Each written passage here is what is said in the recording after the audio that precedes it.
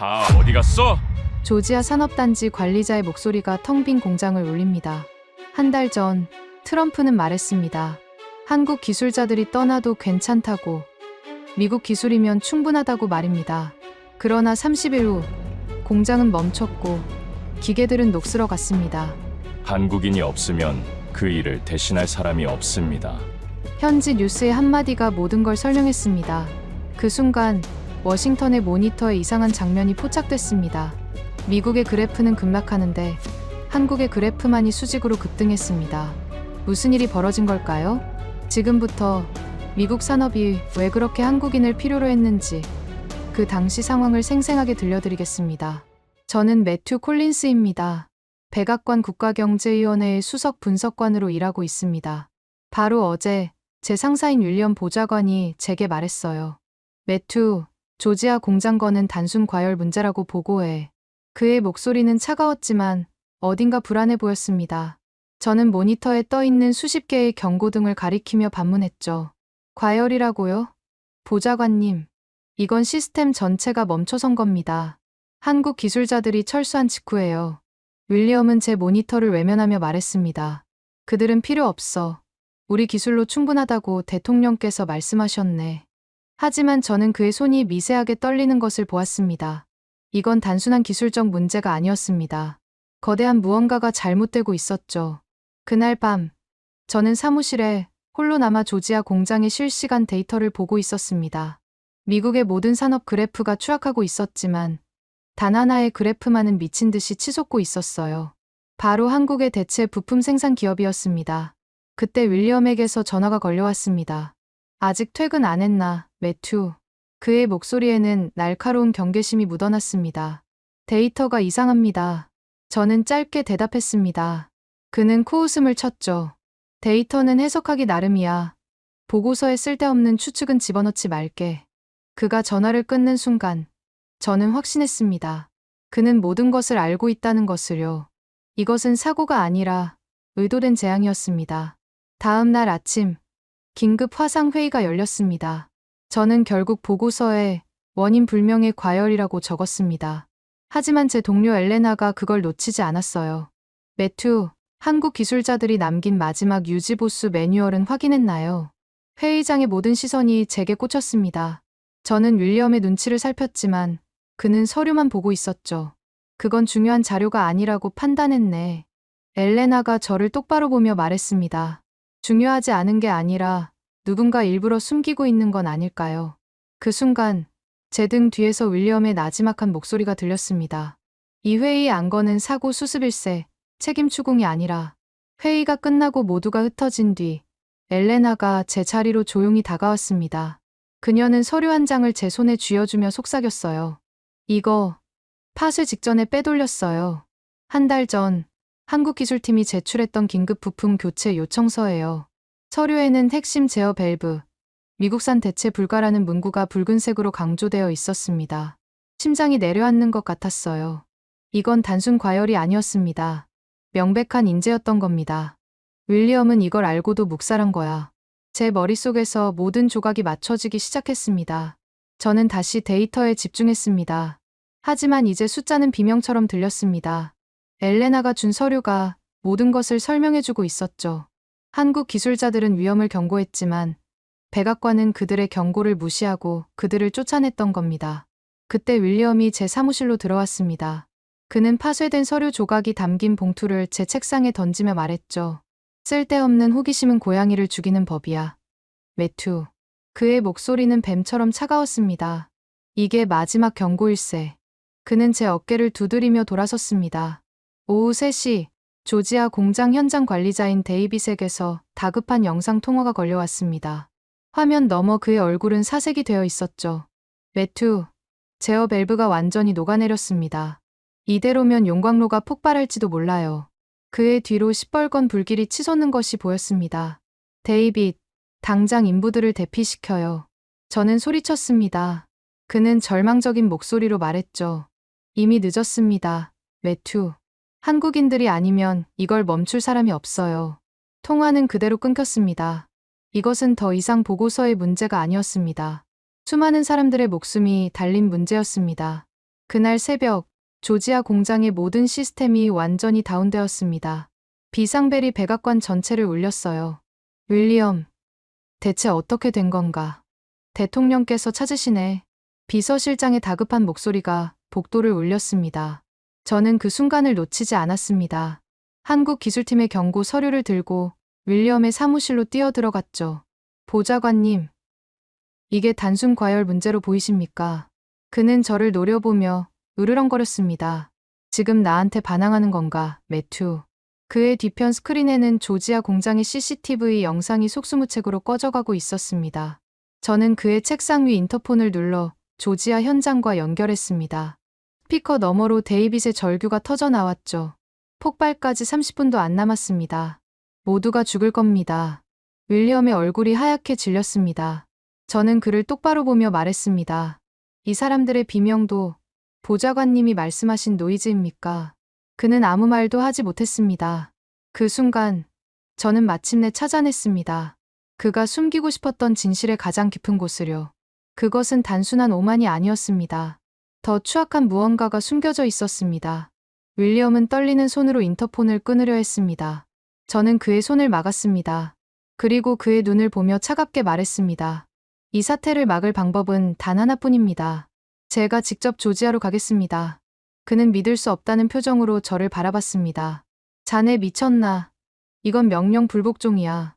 저는 그의 책상에 있던 제 사원증을 벗어 던졌습니다. 아니요. 이건 분석관으로서의 마지막 책임입니다. 저는 뒤돌아 사무실을 나섰습니다. 문이 닫히기 직전 그의 나지막한 목소리가 들렸습니다.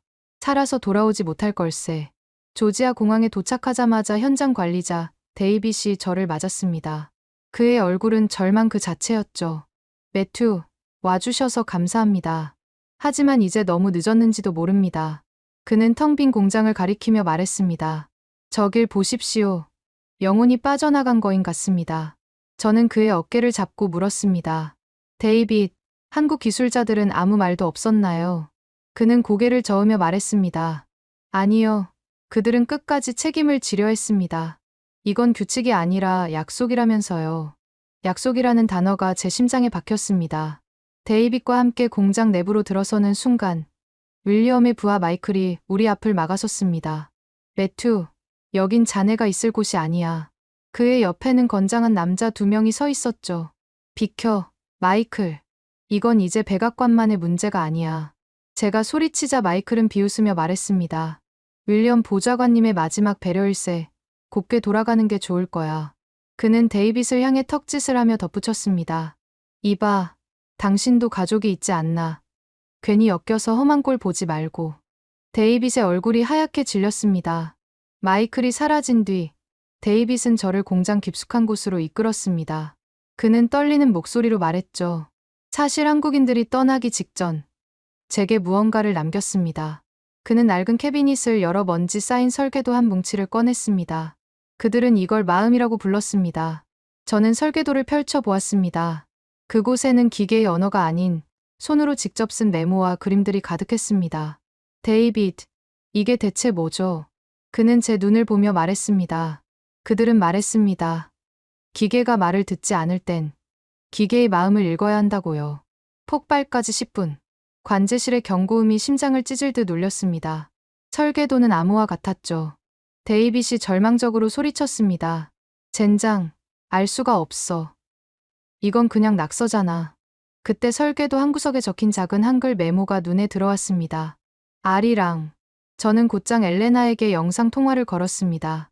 엘레나, 아리랑이 무슨 뜻이지? 그녀는 놀란 표정으로 말했죠. 한국의 가장 슬픈 민요예요. 하지만 그 속엔 희망이 담겨 있어요. 희망이라고요. 저는 설계도를 다시 바라봤습니다. 이건 기계를 고치는 방법이 아니었습니다. 기계를 위로하는 방법이었습니다. 데이빗, 온도를 높이지 말고 오히려 낮춰야 해. 제가 소리치자 그는 미친 사람 보듯 저를 쳐다봤습니다. 뭐라고요? 지금 폭발 직전인데 온도를 낮추라고요. 맞아. 이건 기계를 통제하는 게 아니라 안정시키는 거야. 그들의 방식은 달라. 그때 관제실 문이 거칠게 열리며 마이클이 들이닥쳤습니다. 거기까지다, 매튜. 이 공장은 이제 끝이야. 그의 손에는 총이 들려 있었습니다. 마이클, 지금이라도 늦지 않았어. 수많은 사람들이 죽는다고. 그는 차갑게 웃으며 말했습니다. 그게 윌리엄 보좌관님의 뜻이다. 저는 설계도의 마지막 페이지를 넘겼습니다. 그곳에는 단 한 줄의 문장만 적혀 있었죠. 마지막 열쇠는 가장 순수한 손에, 그 아래에는 작은 아이의 손바닥 그림이 있었습니다. 저는 데이빗을 바라보며 물었습니다. 데이빗, 혹시 아이가 있나? 그는 떨리는 목소리로 대답했습니다. 딸이 하나 있습니다. 오늘이 생일인데 바로 그 순간 관제실의 모든 스크린이 꺼지고 비상 전력등 하나만 깜박이기 시작했습니다. 마이클이 제게 총을 겨누며 말했습니다. 자, 이제 게임은 끝났어. 매튜. 하지만 진짜 반전은 그 직후에 발생했습니다. 오후에는 약속이 있어 공공기관을 방문했습니다. 대기표를 뽑고 의자에 앉아 순서를 기다렸어요. 화면에 번호가 뜰 때마다 사람들은 정확히 한 걸음씩 앞으로 나섰습니다. 아무런 안내 방송도 재촉하는 목소리도 없었죠. 그 침묵이 오히려 더 큰 질서를 만들고 있었습니다. 제 차례가 되어 창구로 다가가자 서류를 정리하던 직원이 저를 보며 말했습니다. 저희는 시간보다 약속을 지키려고 노력합니다. 그 말이 제 머릿속에 오래도록 남았습니다. 저는 호텔로 돌아와 메모장에 이렇게 썼어요. 시간은 약속이고 약속은 곧 신뢰를 의미한다. 이 나라의 공식은 바로 이것이다. 하지만 이 신뢰는 대체 어디에서 비롯되는 걸까요? 그 근원을 알고 싶어졌습니다. 아침 7시, 서울의 거리는 이미 깨어 있었습니다. 출근길에 나선 사람들의 발걸음은 바빴지만 결코 소란스럽지 않았어요. 누구도 늦지 않으려는 듯했지만 그렇다고 남을 밀치며 서두르는 사람은 없었습니다. 그 고요한 리듬은 효율이 아니라 서로에 대한 보이지 않는 존중의 질서처럼 느껴졌죠. 저는 문득 궁금해졌습니다. 이 완벽한 정신은 대체 누가 지휘하고 있는 걸까? 그때 제 옆을 걷던 한 노신사가 혼잣말처럼 말했어요. 그냥 각자 시간 약속을 지키는 거지요. 다른 사람에게 방해를 주면 미안하잖소. 그 한마디가 모든 의문을 풀어주었습니다. 통제가 사라진 곳에서 일관성은 바로 그런 마음에서 유지되는 것이었습니다. 정부 청사에서 열리는 공식 브리핑에 참석했습니다. 제네바에서 보던 것과는 사뭇 다른 풍경이었어요. 정각 9시, 발표는 단일 초의 오차도 없이 시작되었습니다. 지연에 대한 사과도, 장황한 변명도 없었죠. 발표 내용은 군더더기 없이 간결했고, 이어지는 기자들의 질문은 날카롭고 논리적이었습니다. 그 어떤 감정적인 동요도 찾아볼 수 없었어요. 저는 당황스러웠습니다.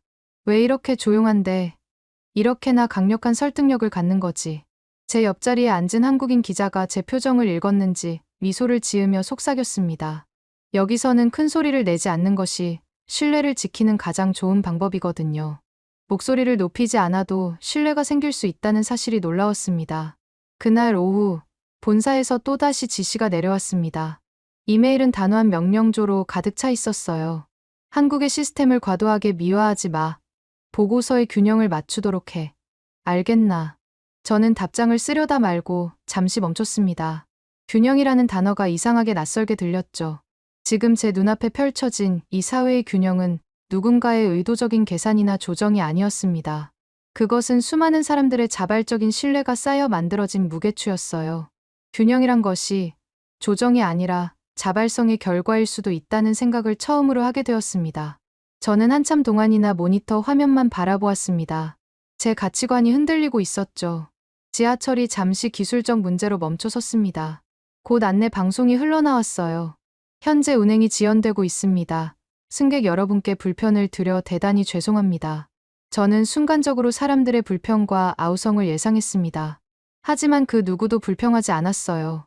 어떤 사람은 조용히 이어폰을 다시 꽂았고, 아이를 안고 있던 엄마는 아이를 보며 미소를 지었습니다. 제 옆자리에 앉아있던 중년 남성이 저를 보며 말했어요. 예전에는 이런 일을 겪으면 불편해했는데요. 요즘은 그냥 믿어요. 곧 고쳐질 거라고 말입니다. 그 장면을 보며 저는 깨달았습니다. 이 도시의 기본값은 불신이 아니라 신뢰라는 것을요. 서울에서의 마지막 일정이라고 생각했던 국제 포럼에 참석했습니다. 그날의 주제는 미래 질서와 시민 협력이었죠. 하지만 회의장의 분위기가 어딘가 이상했습니다. 본국에서 온 대표단의 표정은 눈에 띄게 불편해 보였어요. 그들은 저를 계속 힐끔거렸습니다. 제 자리에는 최종 보고서 서명자, 매튜 콜린스라는 명패가 놓여 있었습니다. 그 명패의 무게가 유난히 무겁게 느껴졌습니다. 내 이름 아래 놓인 이 문서가 과연 어느 쪽의 진실을 증명하게 될까? 저는 마른 침을 삼켰어요. 제 손에 들린 펜 하나가 앞으로의 세계가 기억할 진실의 방향을 결정하게 될 것이었습니다. 저는 엄청난 압박감을 느꼈습니다. 발표가 끝나자마자 한 외신 기자가 손을 들고 날카롭게 질문했습니다. 한국 사회의 질서는 과연 현실입니까? 아니면 잘 연출된 이미지에 불과합니까? 순간 넓은 회의장이 물을 뿌린 듯 조용해졌어요. 그 질문은 사실상 저를 향한 것이었습니다. 모두의 시선이 제게로 쏠렸죠. 하지만 저는 아무런 대답도 하지 않았습니다. 이제는 알 것 같았기 때문이에요. 진짜 진실을 본 사람은 그것을 굳이 말로 설명하려 하지 않는다는 것을요. 진실을 믿는다는 것은 그것을 증명하는 일보다 훨씬 더 어려운 일이라는 것도 말입니다. 제 침묵이 가장 정직한 대답이라고 생각했습니다. 회의가 끝나자마자 본사에서 메시지가 도착했습니다. 휴대폰 화면에 뜬 문장은 짧았지만 얼음처럼 차가웠어요. 보고서에 서명하기 전에 초안을 수정하라. 신뢰라는 단어 대신 효율이라는 단어를 사용해라. 저는 조용히 화면을 닫았습니다. 그 단어 하나를 바꾸는 것이 한 사회가 쌓아온 진실의 의미를 어떻게 왜곡시킬 수 있는지 그들은 전혀 모르고 있었어요. 한 단어의 교체가 어쩌면 한 세대의 진실을 통째로 바꿀 수도 있다는 사실을 말입니다. 창밖으로 보이는 서울의 야경이 그날따라 유난히 무겁게 느껴졌습니다. 제 어깨를 짓누르는 책임감의 무게 때문이었을 겁니다. 저는 깊은 고뇌에 빠졌습니다. 새벽 5시, 제 모니터 속 시장 그래프가 평소와는 다르게 움직였습니다. 한국의 새로운 정책 보고서가 발표된 직후였어요. 숫자는 아주 미세하게, 그러나 너무나 확실하게 상승 곡선을 그리고 있었습니다. 아무런 소리도 없었지만 그 조용한 수치의 움직임이 세상의 어떤 웅변보다도 더 강하게 말하고 있었죠. 옆자리에서 밤을 새우던 동료가 놀란 듯 말했습니다. 이상하네. 중요한 발표 직후에는 보통 불확실성 때문에 하락하는데 말이야. 이건 대체 무슨 현상이지? 저는 희미하게 미소를 지었습니다. 이번엔 달라. 그들은 말보다 신뢰를 먼저 쌓았으니까. 데이터가 말을 시작한 것이죠. 국제기구에서 발행하는 공식 리포트에서도 같은 결과가 반복되었습니다.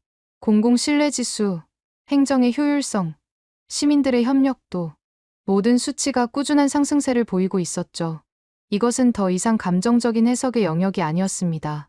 명백한 데이터가 증명하는 흔들리지 않는 현실이었어요. 저는 보고서 말미에 한 줄을 덧붙였습니다. 팩트는 감정보다 정직하다. 화상회의에 참석한 한 유럽의 노년 연구원이 말했습니다. 이건 설명이 아니라 현상입니다. 한국은 예측이 아니라 일관성으로 스스로를 증명해냈어요. 그 말이 유난히 오랫동안 제 귓가에 맴돌았습니다. 이것은 감동이 아니라 검증의 결과였습니다. 국제포럼 현장, 한 기자가 여전히 의심을 거두지 못하고 물었습니다. 그 모든 것이 단순한 우연의 일치일 수는 없습니까? 저는 마이크를 잡고 차분하게 대답했어요. 만약 그것이 우연이라면 지난 몇 년간 지속된 이 완벽한 일관성을 어떻게 설명하시겠습니까? 회의장은 순간 정적에 잠겼습니다. 아무도 더 이상 반박하지 못했죠. 그때 제 옆에 앉아있던 일본인 기자가 작은 목소리로 중얼거렸습니다. 솔직히 말해서 조금 부럽네요. 이렇게 조용하면서도 힘 있는 발표는 처음 봅니다. 팩트라는 거대한 증거 앞에서 오랜 시간 쌓여온 편견이 힘을 잃는 순간이었습니다. 진실은 반박이 아니라 침묵으로 입증되는 법이니까요. 그날 오후 국제포럼에서 역사적인 발표가 있었습니다. 서울협력 지표가 국제 참조 모델로 공식 채택된 것입니다. 회의장의 조명이 한순간 밝아지는 것 같았어요. 하지만 누구도 환호하거나 박수를 치지 않았습니다. 그 대신 모두가 약속이라도 한 듯 정시의 다음 안건으로 넘어갔죠. 제 옆자리에 앉아있던 노르웨이 대표가 나지막이 속삭였습니다. 이건 단순한 채택이 아니라 하나의 선언이군요. 존중의 방식으로 말입니다. 그 침착함이야말로 제가 한국에서 보았던 바로 그 방식이었습니다. 환호가 없다는 건 이미 오래전부터 준비되어 있었다는 뜻이었죠. UN 포럼 사무국의 공용 화면에 새로운 보고서가 업로드되는 것을 보았습니다. 한국형 시민협력 모델, 유럽 도시 실증 사업 착수. 그 문장을 보는 순간 저는 저도 모르게 숨을 멈췄어요. 제가 한국의 거리에서 보았던 그 평범한 일상이 이제는 세계의 기준이 되어가고 있었습니다. 보고서는 끝났지만 진짜 실행은 이제부터 시작되는 것이었죠. 제 심장이 조용하지만 강하게 뛰기 시작했습니다. 이것은 한 나라의 성공이 아니라 하나의 철학이 세계로 퍼져나가는 시작이었습니다. 제 역할도 이제 달라져야 할 때가 온 것이죠. 저는 그 변화의 중심에 서 있었습니다. 유럽과 아시아, 그리고 남미의 여러 도시들이 연이어 한국의 행정 매뉴얼을 인용하기 시작했습니다. 각국의 정책 보고서 문서 하단에는 아주 작은 글씨로 이렇게 적혀 있었어요. 출처, 서울 프로토콜 참조. 그것은 인류 역사상 처음으로 한 나라의 평범한 일상이 세계의 공식적인 참조가 된 역사적인 순간이었습니다.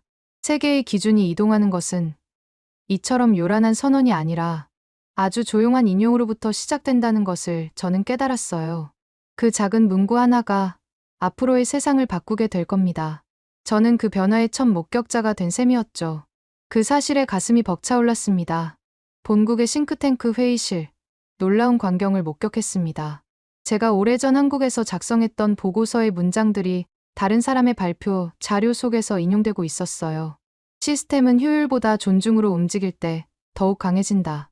그 문장을 다른 사람의 목소리로 듣는 순간 아주 묘한 감정이 밀려왔습니다. 제 이름은 그 어디에도 없었지만 제가 전달하고 싶었던 사유는 그곳에 분명히 남아 있었거든요. 잊히는 것이 아니라 더 큰 흐름 속에 조용히 녹아드는 변화도 있다는 것을 그때 알았습니다. 그것이야말로 제가 진정으로 원했던 결과였을지도 모릅니다. 이름이 아닌 철학이 남는 것, 그것이 더 중요했습니다. 제네바에서 열린 국제 정책 포럼. 회의장의 분위기는 이전과 완전히 달라져 있었습니다. 각국 대표들의 책상 위에는 한국형 협력, 모델에 대한 정책 검토 항목이 빠짐없이 올라와 있었죠. 표면적인 논의의 주제는 행정 절차의 효율성이었지만 그 본질은 사실 품격에 관한 것이었습니다. 발언권을 얻은 독일 대표가 단상에 올라 말했어요. 한국이 우리에게 보여준 것은 단순한 효율이 아니라 존중에 기반한 시스템의 지속 가능성입니다. 더 이상 행정이 아닌 철학이 낡은 제도의 틀을 바꾸고 있었습니다. 시스템은 수입할 수 있어도 철학은 배워야만 얻을 수 있는 것이니까요. 모두가 그 사실을 깨닫기 시작한 것입니다. 서울을 다시 찾았을 때 저는 그들의 변화가 구호가 아닌 현실임을 눈으로 직접 확인할 수 있었습니다. 거리의 교통 표지판, 시민들의 침착한 발걸음, 공공기관에서 정시에 울리는 알림음. 그 어떤 것도 연출되거나 강요된 것이 아니었어요. 도시의 모든 구성원들이 마치 하나의 유기체처럼 각자 자신의 역할을 정확히 알고 움직이고 있었습니다. 지하철역에서 한 젊은 직원이 제게 말했어요.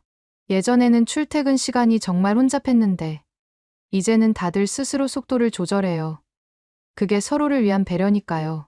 처음엔 예외로 보였던 그 질서가 이제는 모두의 당연한 습관이 되어 있었습니다. 한 학자가 포럼에서 던진 말이 제 뇌리를 떠나지 않았습니다. 강함은 타인을 설득해야 하지만 옳음은 스스로를 증명합니다. 저는 그 말을 수첩의 맨 첫 장에 옮겨 적었어요. 그 문장은 제 남은 인생의 보고서의 결론이 되었고 동시에 새로운 시대의 방향을 알리는 이정표가 되었습니다. 그의 발언이 끝나자 회의장에서는 조용한 박수가 흘러나왔어요. 그 짧고 절제된 소리가 세상의 그 어떤 요란한 함성보다도 더 깊고 무겁게 제 마음에 울려 퍼졌습니다. 철학이 제도가 되는 순간 세상은 이처럼 조용히 변하는 것이었습니다. 저는 그 변화의 증인이 되었습니다. UN 총회본부의 거대한 전광판에 새로운 안건이 상정되었습니다. 서울 프로토콜, 글로벌 시민 협력 표준안으로 공식 발효. 저는 그 화면을 한참 동안이나 말없이 바라보았습니다. 세상이 바뀌는 결정적인 장면은 늘 영화에서처럼 극적이지 않다는 것을 다시 한번 깨달았어요. 그것은 언제나 이렇게 예고 없이 아주 조용하게 시작되는 법입니다. 누가 저 문서를 저토록 조용히, 그러나 단호하게 올려둔 것일까요? 저는 그 보이지 않는 손길의 주인을 어렴풋이 짐작할 수 있었습니다. 그들은 언제나 그런 방식으로 일해왔으니까요. 큰 소리 없이 결과로 모든 것을 보여주는 방식이었죠. 경제협력개발기구의 공식 보고서가 업데이트되었습니다. 행정 효율성 지표, 사회적 신뢰도, 시민 참여율, 세상의 발전을 측정하던 거의 모든 기준들이 한국식 운영 모델을 기반으로 재편되어 있었죠. 지표를 나타내는 언어 자체가 이제는 그들의 철학을 고스란히 담아내고 있었습니다. 숫자는 거짓말을 하지 않는다고들 하죠. 하지만 저는 이제 압니다. 품격조차 수치로 측정될 수 있다면 그 사회는 이미 새로운 문명에 도달한 것이라는 사실을요. 이것은 단순한 변화가 아니라 인류의 진화였습니다. 저는 그 진화의 과정을 기록하는 사람이 되기로 결심했습니다. 월스트리트에서 새로운 보고서가 발간되었습니다. 전 세계의 투자자들이 주목하는 아주 중요한 문서였죠. 그 보고서는 한국형 협력 구조를 미래의 경제 위기를 완화할 수 있는 가장 안정적인 사회 모델로 평가했습니다. 투자자들은 그것을 조용한 신뢰 프리미엄이라고 부르기 시작했어요. 높은 성장률이 주는 강세장보다 사회적 안정이 주는 지속 가능성에 더 높은 가치를 부여한 것입니다. 윤리라는 보이지 않는 가치가 마침내 경제의 언어로 번역되는 역사적인 순간이었어요. 신뢰는 이제 더 이상 추상적인 도덕이 아니라 가장 확실한 자산이 되었습니다. 그것이 시장의 새로운 규칙이었습니다. 그날 이후 세계의 뉴스가 사용하는 언어의 온도가 달라졌습니다. 경쟁이라는 차가운 단어 대신 협력이, 성장이라는 건조한 단어 대신 신뢰라는 따뜻한 단어가 더 자주 사용되기 시작했어요. 심지어 도시의 교통 표지판조차 위압적인 명령이 아닌 부드러운 제안의 말투로 바뀌어 있었습니다. 저는 문득 그런 생각을 했습니다. 한 사회가 사용하는 언어가 바뀌면 그 세상도 결국 바뀌게 되는 것이라고. 언제부터 세상이 이토록 부드럽게 말하기 시작했던 걸까요? 그 시작은 아주 작은 존중의 표현이었습니다. 저는 그 작은 변화를 기록하기로 했습니다. 처음 한국 땅을 밟았을 때의 저는 오직 효율과 속도라는 냉정한 잣대로만 세상을 재단하려 했습니다. 백악관 회의실에서 윌리엄과 논쟁할 때처럼 1분 1초의 가치를 달러로 환산하는 것이 당연했죠. 늦은 사람은 무능한 사람이었고 기다림은 곧 손실이었습니다. 그것만이 선진국의 유일한 기준이라고 굳게 믿었기 때문입니다. 하지만 서울의 한 지하철역에서 허리가 굽은 노부부가 서로를 부축하며 아주 천천히 계단을 오르는 모습을 보았습니다. 그들의 뒤로 수많은 사람들이 있었지만 누구 하나 재촉하거나 불평하는 법이 없었죠. 그저 묵묵히 그들만의 속도를 존중하며 기다려주는 풍경 앞에서 제 세상은 무너지기 시작했습니다. 제가 목격했던 그들의 질서는 치밀한 계산의 결과가 아니라 따뜻한 배려가 만든 아름다운 리듬이었다는 것을요. 그들은 저를 단 한 번도 설득하려 하지 않았습니다. 거창한 연설이나 화려한 보고서로 저를 가르치려 들지 않았죠. 다만 식당에서 음식을 나누고 좁은 길에서 서로 길을 터주고 버스 정류장에서 묵묵히 줄을 서는 그 모든 일상을 조용히 보여주었을 뿐입니다. 그 단순하지만 위대한 사실을 깨닫는 순간 저는 완전히 다른 방식으로 세상을 보게 되었어요. 이것은 경제 모델의 문제가 아니었습니다. 삶의 태도에 관한 문제였죠. 그들이 제게 가르쳐준 것은 어떻게 더 빨리 갈 것인가가 아니라 어떻게 함께 갈 것인가라는 제 인생에서 한 번도 진지하게 고민해 본 적 없던 깊은 질문이었습니다. 그리고 그 질문에 대한 답을 찾아가는 것이 제게 남겨진 새로운 과제가 되었습니다. 제가 한국의 작은 회의실에서 처음 들었던 문장이 이제는 세계 곳곳의 연설과 논문 속에서 끊임없이 인용되고 있었습니다. 존중은 선택이 아니라 관계의 기본입니다. 얼마 전에는 유럽의 한 대학 강의를 온라인으로 지켜보았습니다. 젊고 총명한 학생 하나가 발표 자료의 첫 페이지에 바로 그 문장을 제목으로 띄워놓았더군요. 그녀는 열정적인 목소리로 말했습니다. 과거의 경제 모델은 경쟁을 동력으로 삼았지만 이제 우리는 한국의 사례를 통해 신뢰가 가장 지속가능한 성장 동력임을 배워야 합니다. 저는 그 모습을 지켜보며 저도 모르게 조용한 미소를 지었습니다. 이제 그들의 철학이 저의 낡은 언어를 완전히 대신하고 있었습니다. 그들의 말이 어느새 저의 가장 깊은 생각이 되어 있었던 것이죠. 예전의 저라면 제 이름이 인용되지 않은 사실의 씁쓸함을 느꼈을지도 모릅니다. 하지만 지금의 저는 그 이름 없는 자부심이 얼마나 큰 기쁨인지 압니다. 제 이름은 남지 않았지만 제가 온몸으로 깨달았던 가치는 세상에 남아 다음 세대로 이어지고 있었으니까요. 강한 주장을 펼치기보다 묵묵히 증명해냈던 그들의 방식처럼 진실은 결국 이름을 초월해 스스로 빛을 발하고 있었습니다. 그것만으로도 제 인생의 여정은 충분히 보상받고도 남았습니다. 제 연구실의 모니터에는 제 인생을 바꾼 그 여정의 기록인 마지막 보고서 파일이 열려 있었습니다. 제목 아래에서 완료 버튼으로 향하는 작은 커서가 계속해서 깜박이고 있었죠. 마치 제게 결정을 내리라고 재촉하는 것 같았습니다. 하지만 저는 그 버튼을 차마 누를 수 없었습니다. 이 위대한 혁명은 과거의 유물이 아니라 지금도 살아 숨쉬는 현재 진행형이기 때문입니다. 바로 어제 저는 한국의 한 도시가 쓰레기 문제를 해결하기 위해 주민들 스스로 새로운 약속을 만들어가는 실험을 시작했다는 뉴스를 읽었습니다. 그들은 여전히 스스로를 완벽한 나라가 아닌 배우는 나라라고 부르며 단 하루도 멈추지 않고 있었어요. 완성된 나라가 아니라 계속해서 발전하는 기준. 그 겸손함이야말로 그들을 움직이는 가장 큰 힘이었습니다. 보고서를 완료하는 것은 이 살아있는 이야기를 박제하는 것과 같다는 생각이 들었습니다. 제 이야기는 끝났을지 몰라도 그들이 만든 기준은 지금 이 순간에도 세계 곳곳에서 새로운 씨앗으로 자라고 있었습니다. 그러니 저는 이 성장의 기록자가 될 것입니다. 더 이상 평가하고 분석하는 분석관이 아니라 그들의 조용한 혁명을 세상에 전하고 다음 세대에게 넘겨주는 전달자로서 말입니다. 그것이 저의 끝나지 않을 마지막 임무입니다. 오늘 전해드린 내용은 산업이 아닌 신뢰의 이야기였습니다. 조용히 일하고 약속을 지키며 남을 먼저 생각한 한국인들. 그들의 진심이 세계를 움직였습니다. 화려한 말보다 결과로 존중을 증명하는 나라.